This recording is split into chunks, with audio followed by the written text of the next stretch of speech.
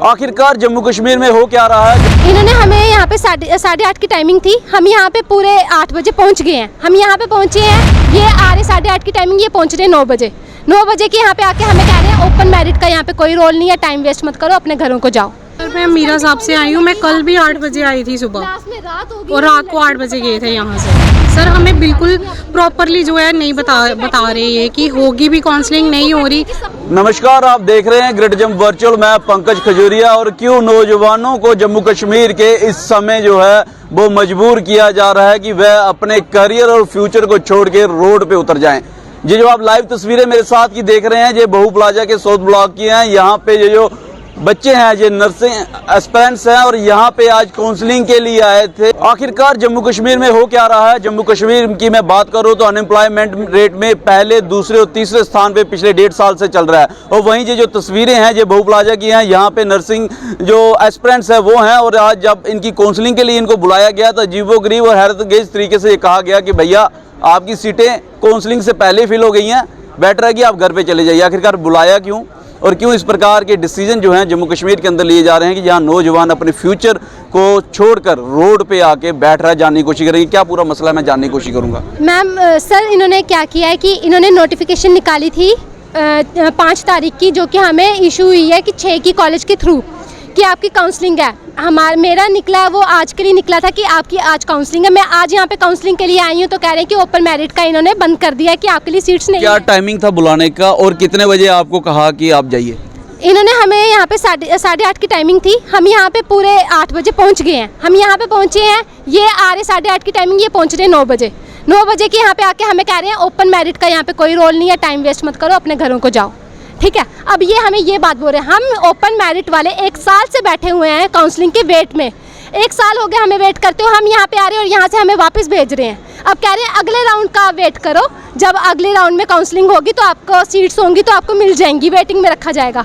अगर हमें मतलब हमारे जो साल वेस्ट हो रहे हैं हमारे फ्यूचर के, वो कोई मायने नहीं रखते इनके लिए वो सब कुछ नहीं है। हम अगले साल का वेट करें, अगले साल भी हमें नई सीट मिली, हम कहाँ जाएंगे। हमें नर्सिंग करने के लिए जम्मू में इतना सफ़र करना पड़ रहा है। हमने अदर स्टेट से क्यों नहीं की थी कि लेटरल वाले हमारा टाइम पीरियड जो है वो शॉर्ट होगा, हमारा टाइम बच जाएगा। लेकिन यहाँ पे हमें काउंसलिंग के वेट के लिए यहाँ पे इतने सालों साल लग जा रहे हैं। अच्छा, आपने यहाँ पे बीओपी के जो अधिकारी उनसे बातचीत करने की कोशिश की, क्या कहा उन्होंने? कहा है कि यहाँ पे अब आपके लिए कोई सीट्स नहीं है। उन्होंने इतनी बात करी है, अब वो यहाँ से कह रहे हैं इनको यहाँ से निकालो, आप यहाँ से जाओ। हम यहाँ से कहाँ जाएं? वो कह रहे हैं मेडिकल काउंसिल में जाओ, वहाँ पे बात करो। मेडिकल काउंसिल में जाएं हम यहाँ से? क्या हम इतने फ्री बैठे हैं हम यहाँ से जाएं वहाँ से वो बोल रहे हैं यहाँ जाओ। कॉलेज वालों को फ़ोन कर रहे हैं, वो कह रहे हैं हमारा कोई रोल नहीं है, बोपी का रोल है सारा, आप वहाँ से मत जाओ, आप उनसे बात करो। हमें यहाँ पे बताने वाला कोई नहीं, हमें समझाने वाला कोई नहीं, वहाँ उनसे बात करो। कह रहे हैं अनपढ़ लोग हैं, इनको निकालो यहाँ से। हम ANM करके, किसने कहा?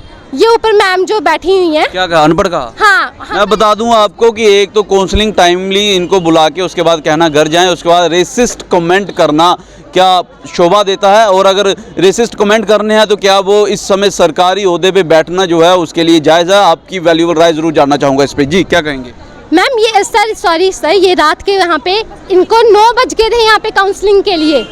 यहाँ पे जो स्टूडेंट्स बैठे थे 9 बजे यहाँ से वो गए हैं, उनको भी कोई कॉलेज इशू नहीं किया गया। अगर हमें गवर्नमेंट सीट तो नहीं मिलेगी ओपन मेरिट के लिए, कम से कम हमें प्राइवेट कॉलेज में तो हमें जगह दी जाए ना, ताकि हम अपनी एजुकेशन कंप्लीट कर सकें। हमारा साल वैसे वेस्ट हो चुका है, लेकिन हमें प्राइवेट कॉलेज भी इशू नहीं किया जा रहा। अब हमें बता हम किस कॉलेज में जाएं, हम कितने टाइम तक वेट करें? जब इनकी डेट शीट आती है टाइम पे इनके एग्ज़ाम भी नहीं होते हैं।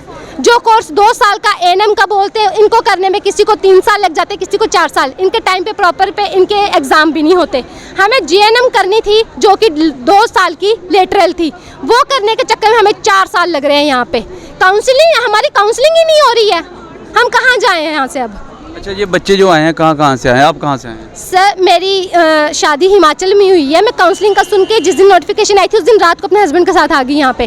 कई लोग यहाँ से डोडा, किश्तवाड़, कई यहाँ पे प्रेग्नेंट औरतें भी बैठी हैं, कोई छोटे छोटे बच्चे लेके यहाँ पे आई हैं, लेकिन उनको बोल रहे हैं कि आप घर को जाओ, हमारे यहाँ पे सीट्स नहीं है। अगर आपके पास सीट्स नहीं थी तो आपने इतने फॉर्म फिल क्यों किए? सब बच्चों के सबके फॉर्म फिल कर लिए। कोई 100-200 की बात नहीं थी कि इन्होंने किसी के कॉलेज वालों ने 2000 लिए, किसी ने 1000 भरा है। अब 1000 भर के भी उनको ना काउंसलिंग मिल रही है, ना कॉलेजेस में सीट मिल रही है, वो खज्जल कर दिए, उनका फ्यूचर खराब हो रहा है, वो कहाँ जाए?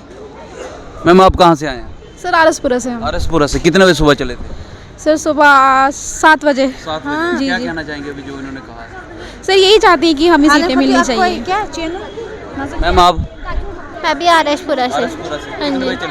7 बजे। 7 बजे क्यों इस तरीके की जो अजीबोगरीब हरकत कर रहे हैं? इन्होंने हमें बोला था कि आपकी, हम परसों भी आए थे, इन्होंने बोला आपकी आज नहीं है काउंसलिंग, आप परसों आना। आज हम आए, इन्होंने बोला सीटें फुल है। कल मेरी फ्रेंड आई हुई थी तो इन्होंने को 8:30 बजे रात को गए, फिर इनको बताया कि सीटें फुल है, अभी आप जाओ। जी मैम आप 8:30 बजे गए थे रात को? सर मैं 4 बजे आई हूँ, सुबह 4 बजे पुंछ से आई हूँ, पुंछ से सर। हाँ जी सर, इन्होंने बोला था काउंसलिंग है आपकी, आ जाओ। सर हम यहाँ पे आए, अब बोलते हैं काउंसलिंग नहीं होगी। सर इन्होंने हमारे कॉलेज SMS कॉलेज से में सर इन्होंने बोला कि उधर 10 सीटें थी हमारे कॉलेज में, 9 जो एक बच्चा जो हमारे कॉलेज का डाला है, बाकी 9 बच्चे जो उन्होंने कश्मीर के डाले। सर जो हमने 1.5 साल से एडमिशन ही करवाई हूँ, हमने पैसे दिए हुए सर, हमारे माँ बाप ही कमाते हैं, हम कहाँ से अब उनको दें घर वालों को, हम उनको क्या बोलें सर? अब इन्होंने ऐसा हमारे साथ गलत। आपने अपने माता पिता को बताया यहाँ पे ऐसे बोल रहे हैं? हाँ जी सर, हमने बोला, उन्होंने यही बोला है कि जो भी है कुछ करके आओ, अब घर ऐसे मत आना।